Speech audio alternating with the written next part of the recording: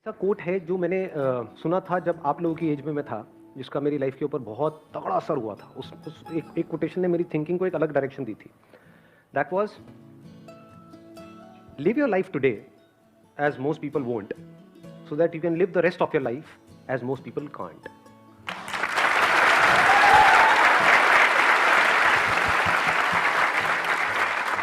पूरी दुनिया जिस डायरेक्शन में भाग रही होती है, हमारे पास में दो ऑप्शन होते हैं। या तो हम भी पूरी दुनिया की तरह भेड़ बकरियों की तरह भागें, तो हमारे साथ भी वही होगा जो उनके साथ होने वाला है, यानी आने वाले 10 साल बाद, 20 साल बाद कहीं पर ऐसे ही पड़े हुए होंगे, जिंदगी को काट रहे होंगे। या फिर उस टाइम पे हम कुछ ऐसा करें जो कोई नहीं कर रहा है। इट कुड बी एनीथिंग, वो आपको देखना है आप क्या करोगे।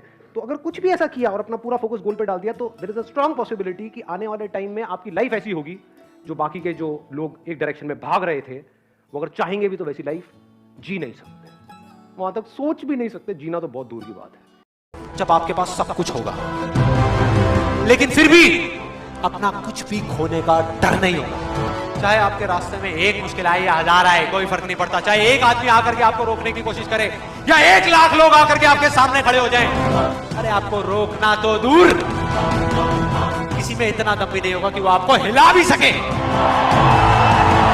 You will be unstoppable! नहीं किया जा सकता है, तो इमीडिएटली अलर्ट करो, उसको इग्नोर मत करो। इससे जरूरी और कुछ नहीं। जब तक प्रैक्टिकली किसी भी चीज को आपने एक्सपीरियंस नहीं किया, तब तक आपको कुछ समझ नहीं है। तो अगर इस तरह से आपने देख लिया, तो आपको एकदम समझ आ जाएगा कि अच्छा ये खेल होता है। दुनिया की टेंशन छोड़ दो कि दुनिया में इसका भला करना है, उसका भला करना है, यंगस्टर्स का भला करना है, क्योंकि अभी तो आप तो खुद ही यंगस्टर हो। Yes, right. हाँ, पहले खुद का भला करो, कुछ अपने बेसिक एथिक्स को फॉलो करके अच्छे तरीके से अपने आप को एक जगह पर ले आओ, जिससे कि आप एटलीस्ट पैसे से ऊपर उठ जाओ, आपको पैसे की टेंशन ना हो। अब उसके बाद में जो ठीक लगता है वो करो। आप वही दे सकते हो ना जो आपके पास में है। जैसे फॉर एग्जांपल मेरे पास में कोई आता है कि सर इस एंट्रेंस को कैसे क्रैक करें, तो मैं मजाक में बोलता हूँ, मैंने कहा आज तक मैंने खुद ही किसी एंट्रेंस को क्रैक नहीं किया, मैं तुझे क्या बताऊँ भाई, तू गलत बंदे से गलत सवाल पूछ रहा है। किसी ऐसे से जाकर के पूछ जिसने वो एंट्रेंस क्रैक कर लिया है, तो तुझे सही जवाब मिलेगा। हाँ, तो मुझसे पूछता है कि भाई बिजनेस कैसे करूँ, मैं जवाब दे सकता हूँ।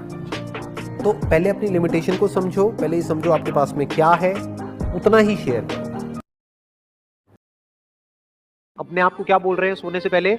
आज का दिन बड़ा अच्छा था, आज मैंने कुछ ढंग का किया है, आज मैंने कुछ ऐसा किया है जो करने लायक था, जो करना चाहिए था, वो नहीं जो मुझे करना पड़ा। आज मैंने कुछ नया सीखा है, आज मैंने कुछ नया किया है, आज मैं पहले से बेटर हुआ, आज मैंने ग्रो किया है, सिर्फ बाहर से नहीं अंदर से भी ग्रो किया है। ये मैटर करता है, क्योंकि अगर हर रोज इसी तरीके से अगर हमारे दिन निकलते हैं, तो एक एक दिन को मिलाकर के ही लाइफ बनती है, नहीं तो लाइफ कहां है। जैसे बोलते हैं ना, बूंद बूंद से सागर बनता है, बिल्कुल इसी तरह से एक एक दिन को मिलाकर के ही तो आप कह सकते हो कि लाइफ अच्छी है बुरी है। तो अगर हमको काम करना ही है तो किसके लिए करें? To create something wonderful. और जो बंदा कुछ एक्स्ट्राऑर्डिनरी क्रिएट करेगा, जिस भी काम को वो कर रहा है, उस काम में, अरे उसको सक्सेस तो मिलनी है, पैसा तो आना ही आना है उसके पास। कितनों ने बिल गेट्स के बारे में सुना है? बिल गेट्स का नाम सुना है? सबने सुना है। उनके बारे में कहते हैं कि अगर उनका मान लो जेब से $100 का नोट गिर गया ना कहीं पर, $100 जो कितना हुआ 7,000 रुपए नियर अबाउट, अगर वो गिर गया ना, जितनी देर में वो झुक करके उठाएंगे ना, उससे ज्यादा का उनका नुकसान हो जाएगा, उससे ज्यादा का उनका टाइम खराब हो जाएगा। ये उनकी कैलकुलेशन है, आपके लिए नहीं है। कहीं आपका भी 2000 का पत्ता गिर जाए, मेरा टाइम।